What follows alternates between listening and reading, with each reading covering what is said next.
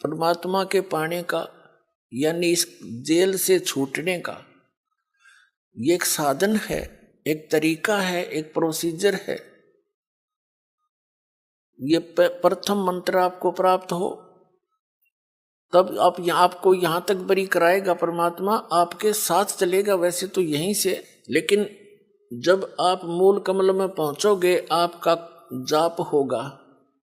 ये प्रथम मंत्र में जो आप जाप करते हो मूल कमल का किलियम, तो वो परमात्मा आपसे पहले यहां तक तो आपको क्लियर कराए पाओगा, आपका डेबिट क्रेडिट साफ करके, और आपके वहाँ अकाउंट यहां तक तो ऑटोमेटिकली आप साफ मिलोगे।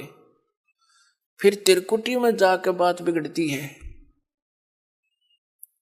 वहां एक बहुत बड़ा मेला भरता है, वहां पर बहुत भयंकर स्थान है वो अनजान व्यक्ति के लिए।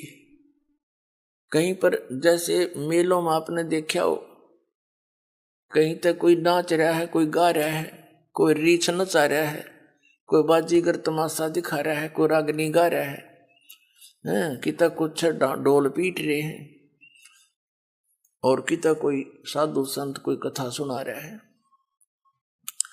तो त्रिकुटी पर जाकर के बहुत बड़ा विशाल स्थान है वो,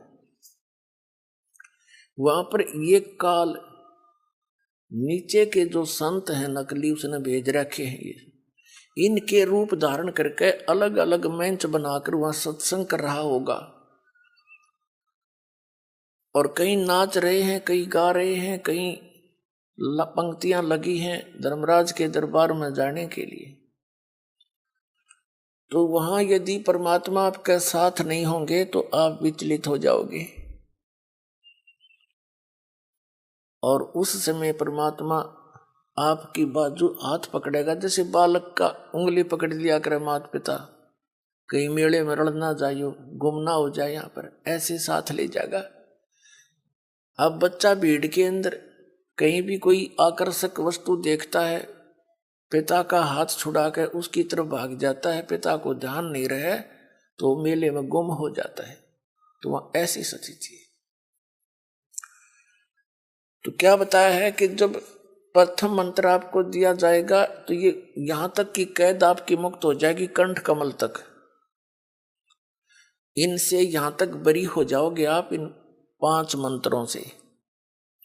इसके साथ साथ जो 2 नामों की जो धन है आपका, वो आपको अलग से मिलेगा, आपके सतलोक जाने वाली कमाई में वो सहयोगी होगा, क्योंकि वो उस परम पिता का जाप है। इसलिए उस सारनाम की जो आपको मिलता है लेट, उसकी कुछ पूर्ति ये 2 मंत्र करते रहते हैं साथ के साथ, क्योंकि डॉक्टर को पता होता है कौन सी औषधि इस रोग में रोग काटने की है, कौन सी इसके बॉडी को सपोर्ट देने की है। तो कंप्लीट कोर्स डॉक्टर ही जानता है जो वेल नोन होता है। तो ये दास इस रोग का डॉक्टर है, इस पृथ्वी पर नहीं है कोई व्यक्ति और जो इस दास को ज्ञान है।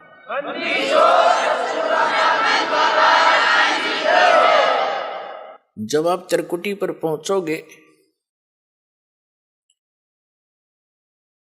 तो वहां आपको इस दास के रूप में परमात्मा मिलेंगे। तो उस जैसे हमने सबसे पहले पति भर्ता पद पर आना पड़ेगा, वैसे तो इस ज्ञान के आधार से दास ऐसा आपको दृढ़ कर देगा, दूसरे संतों की आपने बात भी नहीं सुहावेगी, क्योंकि उनके पास अध्यात्म ज्ञान नहीं है, अटपट है।